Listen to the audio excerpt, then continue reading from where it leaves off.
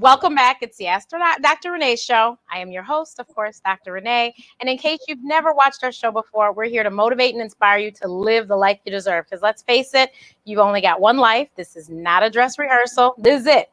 So if you mess this up, I don't know what to tell you. So I always bring people who I feel motivate and inspire me. So I think that they would motivate and inspire you. So our guest today is just as amazing as all of our guests have been, Dr. Michelle Henry. Welcome. Hi, thank you for having me. Thank you so much for doing this. So you guys know it's Caribbean Heritage Month, and Dr. Henry is, of course, Caribbean. Yeah. And so we are trying to I'm trying at the very end of the month to get all the Caribbean people can get in. So we have covered the islands of Trinidad. We've done, we had one person that was Bajan, Jamaican, and Trinidadian. And so Dr. Henry is Grenadian. I am from the Spice Island of Grenada. Yes. So tell us, first of all, what did you want to be when you were growing up? So I have wanted to be a doctor from my earliest memories, since I was probably like 5 or 6. There's nothing else I ever wanted to be in life except for a singer. And that didn't work out too well for me, but I always wanted to be a doctor. Actually, my grand aunt, who I was kind of raised with like a grandmother, she died of breast cancer when I was 8. And so her last 6 months, she was the most amazing woman on the planet. The last 6 months of her life, we talked about all the things. So like who to date, who to marry, like how to pick a husband, how to find your career.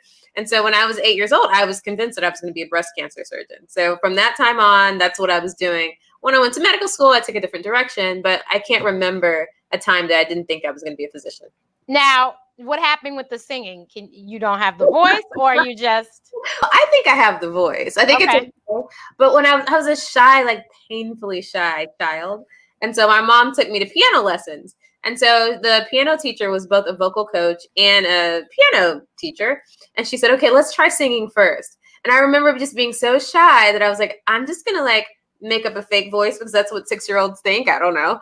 And like, she was like, let's start with the piano first. Because it was just this weird, like croaking voice I made up. Who knows? And then I just stuck with piano, and then singing became this like fear. Like now I sing, I suppose. Like I'm not as shy as I used to be. When I was a kid, I just couldn't do it. And I wish that I had the courage then because it was on my heart to do. But yeah, that was a dream deferred. So the funny thing is, I always wanted to be a doctor too, from the time I remember. But I also sang, I danced, and I acted. Mm-hmm. And so, amazing. Of course you did. Like, of course you did. And I took piano too. I did piano. As a matter of fact, my last piano competition was the day before prom. Aww. And so I left my piano competition and went and got fake nails. Oh my God, that's so funny.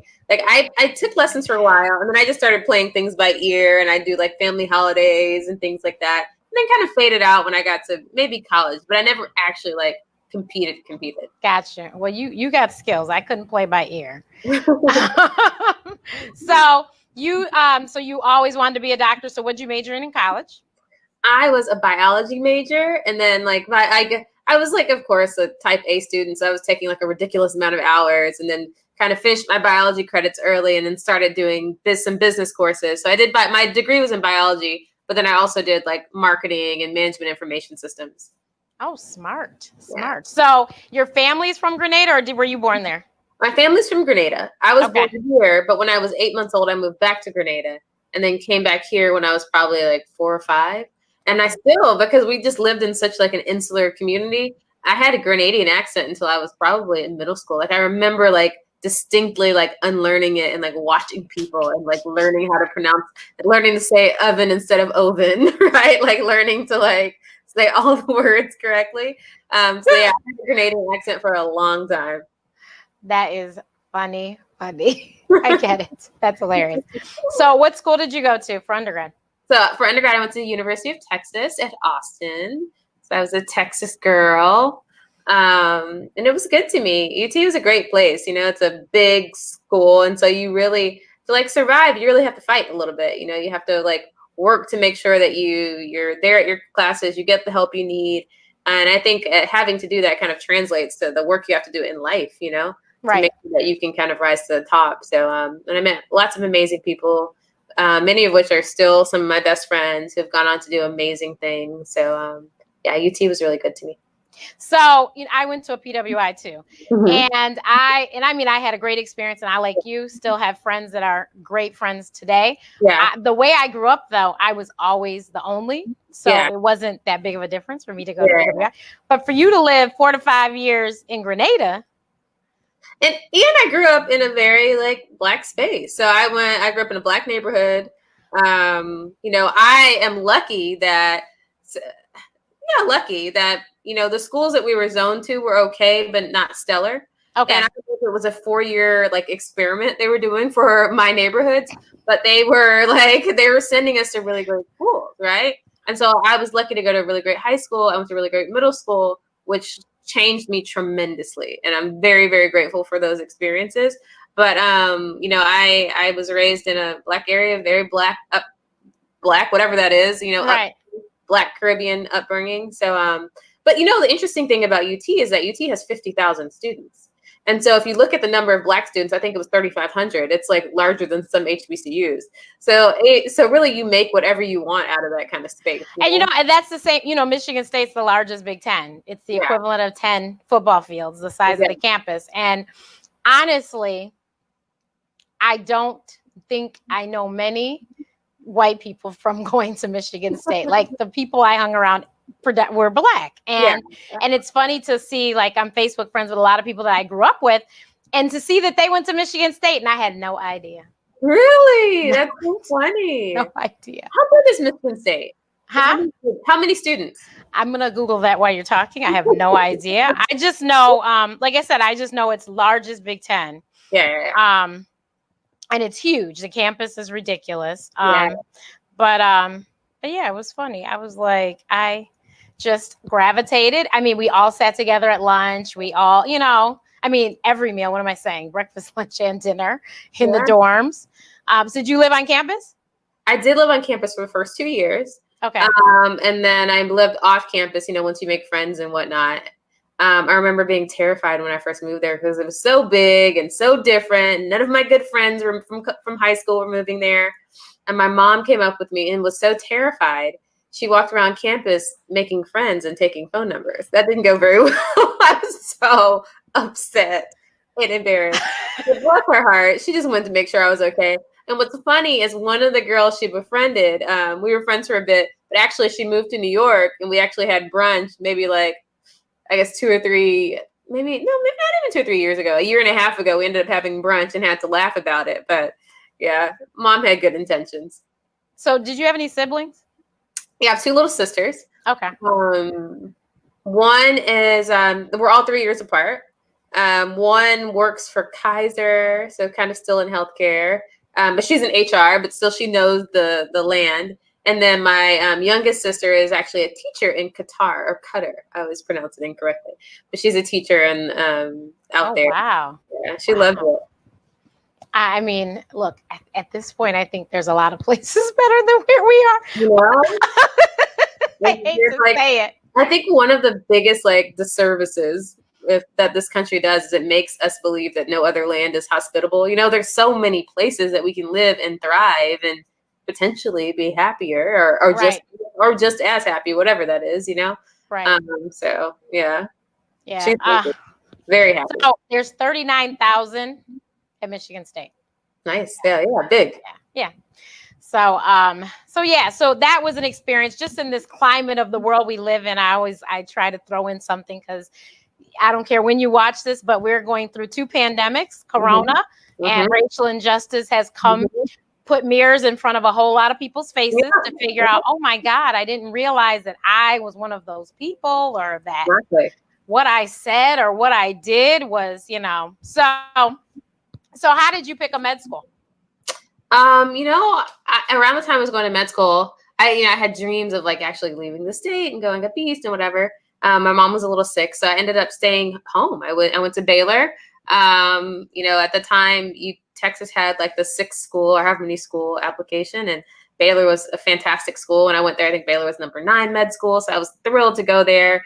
And some of my friends from University of Texas ended up going there, and yeah, I was happy. I've kind of trained everywhere. So I've trained in Texas, I've trained in New York, I've trained in Boston, and maybe it's the bias in me as a Texan, but we had fantastic training there, and the Texas Medical Center is phenomenal. I hate to see what they're going to go through now with COVID because my home state was a little foolish, right? Just a little bit. And by a little bit, I mean a lot foolish. And so I hate to know that they're suffering because there's so many amazing physicians, so many amazing nurses out there. But the Texas Medical Center is fantastic, and they'll make it. But it's sad to see what they're going to have to go through to get there. Now, at your med school, were there other Blacks in your class? We had 13 Blacks in my class. And how big was the class?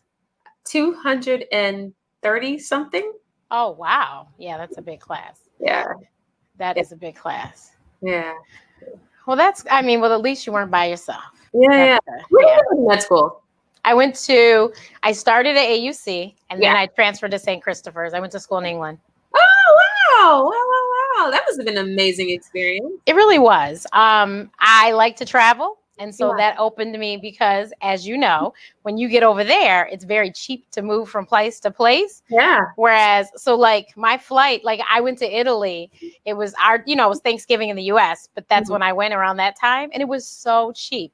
Whereas for me to fly from here to Detroit is ridiculous. Yeah. I remember one of the best years of my life was I spent, I guess, a little under a year in Italy after college. And yeah, same thing. I remember taking those Ryanair flights for $9 to London. I'm glad I made it. Or taking those. What was the other one? EasyJet. EasyJet. Those are the two I would take. Yeah. But we went everywhere. Like we'd have class Monday to Thursday. We spent every weekend traveling, and really, it changed my life, honestly, because it gives you such a wide world view, and you challenge yourself in ways that this little girl from Texas had never challenged herself. So it was awesome. Now, even though obviously, we traveled internationally as children, I still was not big on customs. One, they had lost my stuff once, and then I had to wait till the next day for it to be delivered, and I was mad about that. And then I didn't like them going through your stuff. So I was very jilted and was like, I'm never leaving the country. Yeah. And if my cousin watches this, she's going to laugh because I know she remembers because she doesn't forget a thing. Yeah. But I said a whole lot of things I was never going to do. And that was one of them. So then I ended up living overseas and I hated flying. It's funny. I hated flying until a few years ago. And last year with work and industry stuff, I flew every 2 weeks for a full year, like just because of conferences and But I still have not anymore, but I still have a little bit of like flight anxiety. But none. As soon as I ended up living overseas, it disappeared because I came home every 4 months and I wanted to come home. So I was like, we're gonna have to buck it up, and so before I graduated, I had it figured out and I was good. Like I was like, I can fly, flying to St. Martin wasn't bad. It was flying to England that was a long flight. Yeah. And so, and even that, by the time I was going to school in England, I had that down pat and was like, I can get on a plane, just buy me a ticket. I don't really like long trips, so I don't want to sit in the car a long time. So just buy me a ticket, tell me where we're going, and I'm going. Let's go. So I got so good because it used to be I had to drown out everything. I had to have music. I got so good I didn't even need music anymore. I could just fly. I love that. And so now that's me. I literally get on the plane and I'm usually asleep before we've taken off. That's awesome. Then I'll wake up where we land. I'm like, oh, okay. And I am good. So, and it's funny. I can sit anywhere. I love the window though. I can sit anywhere though, and I'm fine. I have it. I'm like you. I have a routine. For the last few years, when I set my intentions for the year, I said I wanted to travel more. Yeah. And so for the last 2 years, I was on flights probably every 2 weeks. As a matter of fact, last year, I think I clocked in 30-something thousand miles or something like that. Mm-hmm. And so, I'm like, where are we going? Oh, when do you need me there? Because people are like, you need to move here. I said, I don't need to move here. I just need you to tell me, when do you need me to come? And I will come, but I don't need to move there. Exactly. They're like, okay. And so they're like, but weren't you just here last week? I was, but you need me here this week. I'm here. Exactly. And I like Chicago. I guess it's because it's Midwest. Mm-hmm. It is in the middle. And when I tell you, I can fly for less than 200 to LA and less than 200 to New York. Oh, that's amazing. And less than 100 to Atlanta. Those are my 3 places I usually end up going all the time. For less than 100. Yeah, I can get some Atlanta flights for like $99. 80, 70. You're not flying. Are you? I fly American. Okay, good. I have standards. I'm a flyer. I was booked to speak, and they flew me Spirit. That is the only time in my life that I've flown Spirit, and I would prefer not again. And I tell people that whole pick, that a la carte thing where you have to pay for everything. Once you do that, I think honestly, it would equate the same amount as a coach ticket. It does, but then you lost your dignity, and you feel like you're flying in the cargo chamber of a plane. Like I was like, I'm not sure my seatbelt works, so I'm just gonna hold on to other things just in case. It was. I'm sorry, Spirit, but get it together. And those that don't fly often or who have never flown, they think Spirit is just fine, and I'm like, you've never been treated a certain way, so you don't know how big. You know what I mean? Like. When I was in med school, because I had so many miles, I flew first class. So I was flying first class to England and home, first class to St. Martin and home.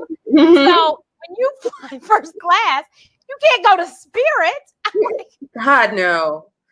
How? I know no judgment. This is a joke, whoever's listening, but one of my good friends, she has a big family, and she was taking them to, I forget where, on Spirit. And I was like, well, why don't you guys just wait until next year until you could save up for a real flight? Like, that's how serious I feel about Spirit, because it's not good. I don't have long legs, so therefore, the whole seating thing is not that big of a deal for me, but it's just everything else. I'm just like, I was like, you have to pay for your carry-out. Like, I was so perplexed. You have to fight for your seat. You have to. And I've only flown Southwest a few times, and it was a fine experience too. Like when I flew Spirit, it was fine, but I've flown Southwest a couple times. That whole, I call it a cattle call. That's very odd to me because I don't even like general admission concerts. I'm like, if you give me a seat with my name on it, I promise I'll sit in it. I do not need to fight for a spot. My friend says, it sounds very snobby, but she's like, no, we don't do Gen Pop. I mean, I'll do it, but I get it. Right. Yeah, so I get it. So I got into the flight after I lived overseas. I was like, okay, I tell everyone, I said, God has a really good sense of humor because he knew I hated flying, and then he put me in school overseas and was like, well, how are you gonna get home? I know, right? I go, you're sure there's no other way. but yeah, so like I said, it got me over it. I've been to Italy 3 times. Nice. Italy is my spot. I love Italy. Yeah, I love Italy. And when I moved to England, that was my goal, was to get to Italy. I didn't know it'd be 3 times, but I knew that was a goal, that I have to get to Italy. Oh yeah, I do. Yeah, I love Italy. And the funniest thing is, I didn't eat spaghetti until I went to Italy. So I have a lot of food allergies. Yeah. And so the only way I ate tomatoes was tomato sauce on pizza. So I didn't eat lasagna. I didn't eat spaghetti. I didn't eat. Just because it was like you didn't like the taste of it, or you had a. No, I was allergic to tomatoes for a while, and then I think I couldn't eat raw tomatoes because I actually was allergic to lettuce. So I never ate salad I still don't eat salad. Oh my goodness! But so raw tomatoes, I think, is what the allergy was, if I'm not mistaken. And then somehow I ended up eating pizza. But girl, I just never. I would eat noodles and butter. So we're sitting in Italy, and I'm trying to figure out how am I going to tell the waiter to bring me my spaghetti without sauce. Yeah. And I figured out quickly that was going to be so embarrassing. And so I was like, Lord, I guess I'm just going to have to because I'm going to be real hungry otherwise. So I didn't say anything. He brought it. And when I tell you it was so good, I called my family and was like, I had spaghetti. They go, no, you didn't. They were like, you ate spaghetti? I said, I ate spaghetti. And they were like, but you have your antihistamines on you? No, I wasn't allergic. I told you I ate spaghetti sauce. I ate pizza sauce. Yeah. All the time. So they were like, but you didn't liked it? I go, almost licked the plate, licked the bowl. It comes in a bowl. I almost licked the bowl. My mother, well, I hope you didn't embarrass yourself like that. I said, no, I didn't. It would have been worth it. It would have been worth it. But that was my beginning of eating spaghetti. And girl, when I got home, my friends hated me because we had to go to Olive Garden every day I was home. So funny. They were like, Renee, just because you done just found spaghetti, the rest of us been eating spaghetti and we are sick of Olive Garden. I was like, but I want to go. Like, I couldn't get enough. That's hilarious. Pasta is good. And I learned to have a taste for fresh pasta and truffle, and the food is just so good. It is. Good. It is. My sister makes fresh pasta. Chef Alicia Nicole, foodie engineer. She Oh, makes fresh pasta. She's your neighbor. She can cook for you. wait, she is? Where's she? I told you that. She lives in Jersey. She's in Jersey. Yeah. That's She's right on the other side, literally. Does she It cater? is a 20, yes. Huh. Yes. She's a 20-minute train ride Mhm. from her place to Penn Station. Oh, beautiful. So that's when I go, I'm always in the city because Yeah. the train, you can see it outside her place. So it's like, this is easy. Nice. Yeah. Huh. I might have to afterwards. We'll talk. Yes. So that was, I love Italy. Italy is amazing. One of the greatest countries. And as you see, Italy handled Corona just with the class that I thought it would, because that's Italy. I mean, Italy's the bomb. But so med school, some people don't know, med school is broken up. Half of it is book work, the other half is hospital work. Yeah. So the first 2 years are when you're in the books, and then the last 2 years you have exams still, but you are in the hospital working for free. Slave labor. Yeah, working. And I mean, when I say working, I know that we back in the day, I know they've changed the rules a lot, but we back in the day could do 30-hour shifts. Just like, we were residents and stuff. So by the time you got to third year, is that when you figured out it was going to be dermatology and not breast cancer? Well, I learned really early on. So I learned pretty early on that I was good, like technically good, like I had good hands. And so I kind of knew surgery was kind of moving in that direction, but then I didn't want a surgeon's lifestyle. I thought I was going to like be married and have kids at 29, right? That didn't happen, but I didn't want the surgeon's lifestyle. And so I was like not completely wed to the idea of surgery. And then my first mentor was a Mohs surgeon. I think that might have been my second year. I'm not sure. Okay, so I read this. What is Mohs? Mohs, it's named after Frederick Mohs, and he's the surgeon who created this technique. And so what it is, it's a type of skin cancer surgery. And so during the procedure, we cut out the cancer. We have a lab that's right there next door to me. We have a tech who freezes the tissue and makes slides out of it in real time. So it takes a fast tech can do it in 20 minutes. A sluggish tech can do it in an hour. And it also depends on how big the tissue is. Then they give me the slides and I look at them under the microscope and I can see how deep the cancer is. I can see where it's moving. And so we can intraoperatively get clear margins.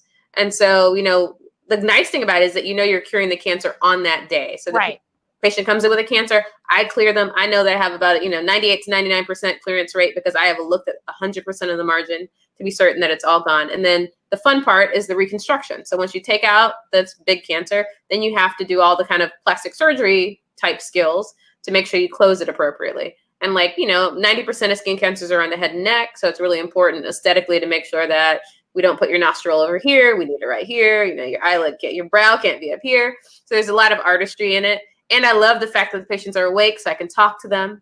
And so it was kind of all the things I love. I could be technical, I could do surgery, I can cure cancer, and I could talk to my patient. It was perfect. And so my mentor said, well, if you like this, it's a subset of dermatology. So now you have to go and see if you like dermatology. So I pushed until someone let me into dermatology, an orientation or a few weeks, I think before I was technically allowed to. And I absolutely adored it. And then I was on the derm train and that was it. Awesome.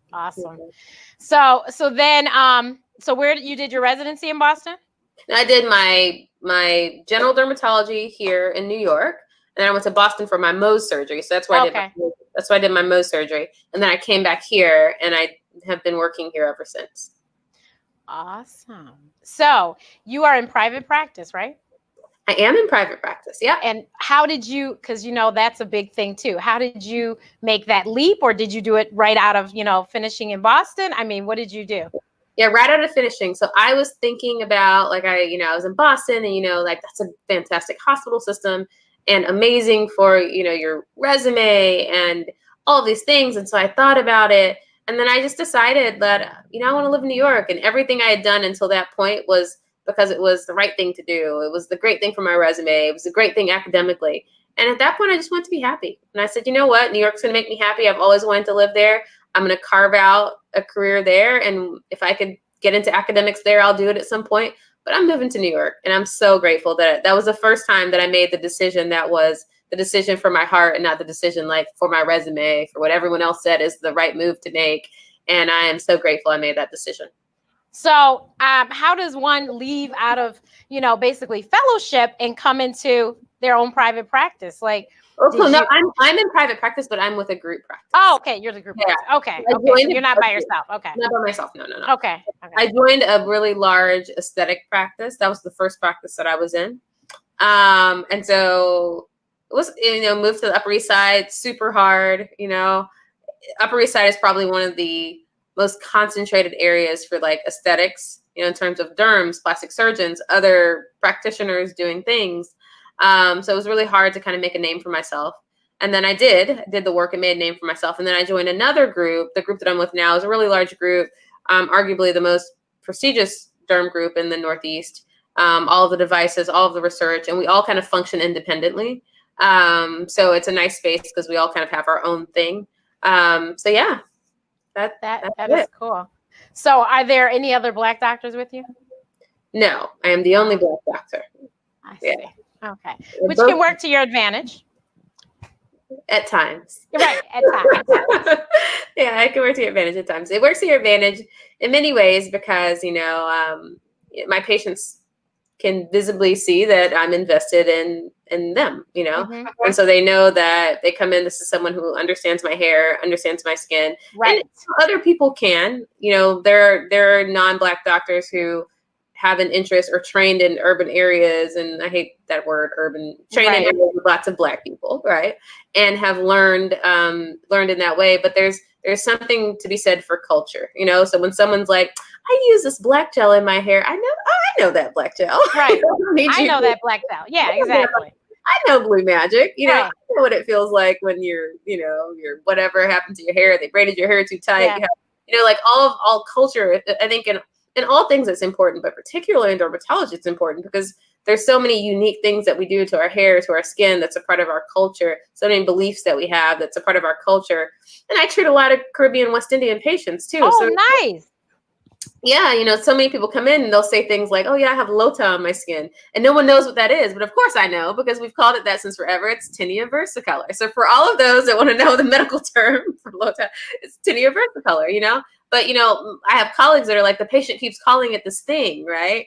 And I'm like, oh, that's tinea versicolor. Like, culture is so important. Or Caribbean patients will say like, I have this thing on my foot, but it's their leg, right? Yep. And my patient is like, my resident is like, she keeps calling it her foot. And I'm like, don't worry about that. We know what she's talking about. It's her leg. Let's move on. It's not important, know? Right. So it's like all these things that I think, and of course, I'm sure every specialty will say this. I only know dermatology, but I find that culture is just so critical to what I do. So I'm so happy to be a Black physician, a West Indian Black physician in New York City because my patients need me, and it's critical. Definitely. And as we spoke on Black Doctor recently, we talked about how important a dermatologist is to your health. Mm-hmm. You need to make sure that you understand Black people can get skin cancer. We have to wear sunscreen, you guys. We have to. Yeah, it's just something we have to do. Yeah, my uncle had a skin cancer this year, and he's my skin color, skin type 5-6, darker than me actually, had a skin cancer. And so I was like, my goodness, how to hit home that you get this cancer. And, I'm a Mohs surgeon, it just, and it was not a melanoma, it was a non-melanoma skin cancer, which we know that folks of color get melanoma. Because a big part of melanoma is also genetic, and we know that Bob Marley died of melanoma. That's always the big one that we always drive home to patients of color. But this was a non-melanoma skin cancer, which we typically get from excess sun exposure, So it's not just genetic, it's also sun exposure. So this is a dark-skinned Black man that had, a basal cell cancer. So really important for all of us to protect ourselves. We are not immune. Our melanin is amazing and beautiful, but it's not perfect in terms of its sun protection. Right. So, you may not need to wear a SPF 60, but at least like a 30, right? Yeah, absolutely. Every single day. Yeah. So, and every day, meaning whether it's the sun out or not, because guess what? Daylight means it's sun out. Exactly. And if you're indoors, like when I've been indoors throughout the whole quarantine, all the lights have been coming inside. And so you're still getting UVA and UVA. So we call UVB UV burning and UVA UV aging. And so, you're still getting accelerated aging from UVA. Another little sneaky culprit is blue light. So from all of our devices, I'm getting some blue light right now by staring at my computer screen. But blue light also causes accelerated aging, and in particular, in skin of color, blue light causes hyperpigmentation. So, you know, for many, many, many, many reasons, all of us with brown skin still need to be wearing sunscreen. Okay, so I had a really great dermatologist here in Chicago. Actually, I told you I have a show, and my audience, I think, knows I have a show, Out of Office with Dr. Renee. It's in 45,000 doctors' offices across the country. Yeah. Several of the episodes are with my dermatologist. And nice. She's Haitian. Look, keep it in the family. She's Haitian. And so Dr. Colette Honore, she's here in Hyde Park, Chicago. And she has her own practice. She's Henry, like me? Honore? Honore. Okay. Yeah. Okay. And so, like I said, she's Haitian. So you get the name. Yeah. And so she has her own practice. She's the only doctor there. It's right here in Hyde Park. And so, so you guys, if you can, look her up. Now, of course, because of the lovely insurance, I'm very grateful. I have insurance. I'm glad for it. Yeah. But I can't go to her anymore. So, and actually, for me to find a Black dermatologist in Chicago proper, not in the suburbs, is like nearly impossible with my insurance. Isn't that crazy? That's crazy. There's another Victoria Barbosa. I know. Yeah. We're friends. Yeah. Because I'm actually one of the administrators for our Chicago group of all of the Black female doctors. And so she's in there. So yeah. I'm familiar. She's great. I've spoke to her. Come to find out, not her insurance. You know what the problem is? I have Blue Cross Blue Shield, but I guess some policies are only for commercial policies. And of course, mine is mine. So it's not commercial. It's just me. There's another friend of mine, a lovely Puerto Rican man, Gabriel Martinez, who has a practice as well. I think it's in the North Loop. And he takes a wide range of insurances too. Okay, I might have to check them out. But yeah, so I was specifically looking to go back to Honore. Couldn't go to her. So then I was like, well, let me find someone else.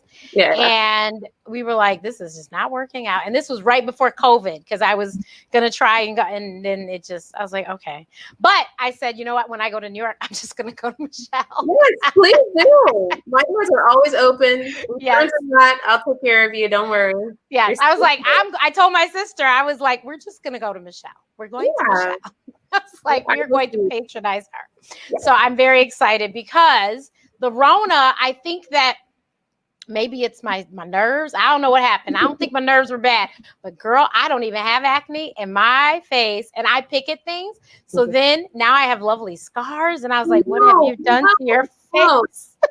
I have bleaching cream that lovely Dr. Honore hooked me up with, of course. And so one night I put the cream on and I took a video and sent it to my cousins and my sister. And I go, you guys, if we don't get out of the Rona soon, I won't recognize myself. And they were like, oh my goodness. Because it's like all around my mouth. They're like, oh my God, Renee. And then the next day I had a speaking, Is it mask me from wearing No, because I wasn't leaving the house. So I didn't wear a mask. Yeah. So I had a speaking engagement the next day. So I had taken a picture because it was, of course, virtual. And I took a picture and sent it to them and said, how am I looking, guys? My cousin's first thing, Renee, no one would have ever known that stuff you showed us last night. Your face looks spotless. I said, well, I do know what to do with makeup. You know that. She's like, woman of many talents here. I try to be, well, actually, honestly, my show, they don't have a budget for hair and makeup. So I come with everything done. Nice. So I know what to do. I do it myself. My mother in 8th grade, before 9th grade, she took me to the fashion fair counter to learn how to use makeup. Oh, and then I wasn't really interested. It was so funny. I was so eager. And then I was like, whatever. And now I'm like, she can't believe that I leave the house without putting on eyebrows or putting on lipstick because I put on makeup solely when I absolutely have to. I have none on right now. Like, really? You're really fantastic. Look, I just have my little addiction here. It's coconut flavored. Yeah. What is that? Is that the EOS or? Uh-huh. Oh. Uh-huh. And that's what I did on my lips, and that's the extent of what I've done today. I do have fabulous. I have stuff if I felt like it. So I have a lip liner, lipstick, and lip gloss. So if it ain't broke, don't fix it. Yeah, I'm fine. I was like, whatever. but yeah, so I said, and plus I've looked at all your stuff. I'm like, oh, Michelle's face looks so good. Her skin looks so good. I gotta talk to her because we gotta get my face back the way it used to be. But it was funny because guess what? The ladies I interviewed last week, they knew. I think her name is Danielle. I think you did her. I don't know. She was in the video, and I think she's the one that had the profile and had the. Danielle, great! I adore her. The Style and Beauty doc. They knew her, and that was the two. They have an event tomorrow. I'll tell you about that later. But they did the We Treat. That was what I did the conference for. That was when I was telling my cousin. And so I was a speaker there. But it's Dr. Nicole Grimes, who does live in Brooklyn, and then Nika Nurse, and she's in Jersey. But Nika is the one that I said is Bayesian, Jamaican, and Trini. And then Nicole is Trini, like came here, I think at 15 or 14? 14? Oh, I have to know her. What's her specialty? No, she's PhD, education. Okay. Yeah. Okay. I always tell them the PhDs are smart because they had to write those long papers. I was like, med school is a lot of memorization.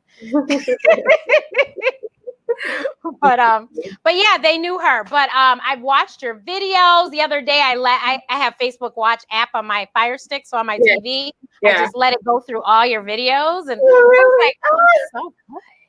I was like, she's doing her thing. And then I saw that later today you're doing something with Sarah V, correct? That's on Monday, right? Oh, yes.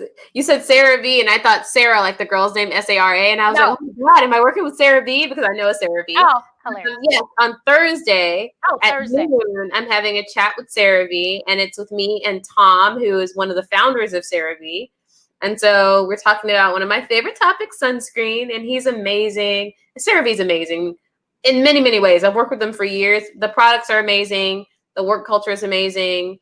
Their ethics are amazing. Like the way they've been having like really important, L'Oreal having really important conversations about race now during this time, and not just like dinky conversations about how can we jump on this bandwagon and make sure everyone knows we care, but conversations about how do we make this not a fad and a trend? Like how do we allow our investment, how do we let our audience know that this is going to endure, our investment in the whole Black Lives Matter and whatnot. So I've been impressed by them. So I love them. So we will be talking at noon on Thursday, a little lunchtime chat about sunscreen. And that's on IG Live, you guys, noon Eastern Standard Time. So I'll make sure everyone knows so they can check that out. But you, so you guys, in case you don't know, there's her handle, Dr. Michelle Henry. She has a following on Instagram that is out of this world. I was like, oh, the people like Dr. Michelle Henry. So, and I saw that you were on Dr. Oz, and you were on Pickler and Ben. And like I told you, this funny. I actually think I saw that episode of Pickler and Ben. So funny. I was like, wait a minute, I saw this. That's so because I knew Dr. Ian. Dr. Ian. He's been, well, first of all, he was part of my inspiration to take the track of what I took. Yeah. And so he actually was on my radio show twice. Oh, wow. It was my last interview, the first, because I did the radio show in two different years. Yeah. It was the last interview I had the first time I did the radio show. Yeah. Wow. Yeah. Wow. Small world. I know. Crazy. And so, yeah, he's really cool. And he's been on the show that my clients do a show monthly here. And he's been on that several times. And we've run into him backstage a couple times. So he's good people. Yeah. But so what is in the future for Dr. Michelle Henry? What are you looking to do? Yeah, so I'm looking to do a lot of things. I'm doing a lot of research. I'm working with a lot of companies on lasers and making sure that we develop lasers that are safe for all skin types so that we can also benefit from all this glorious technology that's out there that's being pushed out every year. Doing a lot of work on other aesthetic projects, doing a lot of work on hair loss. So doing some laser work with hair loss to see if we can create some lasers because there is an epidemic of hair loss in the Black community. And so, getting that information out there, working on a lot of media projects. I have a huge campaign that's coming out that I can't tell you guys about, but I'm literally like shaking in my boots because I'm so excited about it. And I want to see how it's going to come out and how it's going to be received. So I have something really big coming out this year. I will let you know once it's coming out. So just lots of really fun things, lots of projects. I'm working on some more commercial projects that I'll let you guys know about when the time is right. So there's just lots of exciting things. I'm working a lot, and I'm just really grateful to be able to do all of it. So everyone, please make sure you follow her. You are seeing patients telemedicine. So can people out of the state visit you as well? Yeah, the office will talk to your insurer and see if you have coverage, and then if not, we have some really reasonable rates that we use for our out of state folks, and it's all about our insurance. So there was a period where we were able to do it, and with our with my malpractice and all of those things. I don't know if that time has faded out yet, but for a while we were able to do it. And then of course I see patients in the office, and so I'm back in the office as well. So I'm doing both. Oh, awesome. Okay. Yeah. So definitely check her out. That is her handle. And of course, in the description box, I'll give you all the other information you need. But thank you so much for joining me this evening. This has been fabulous. Thank you. This is amazing. It was a highlight of my day. I was waiting all day to chat with you, and it exceeded my expectations. It was fantastic. Really fun. Thank you. And everyone, I will see you next time at the Ask Dr. Renee show. Don't forget to live the life you deserve.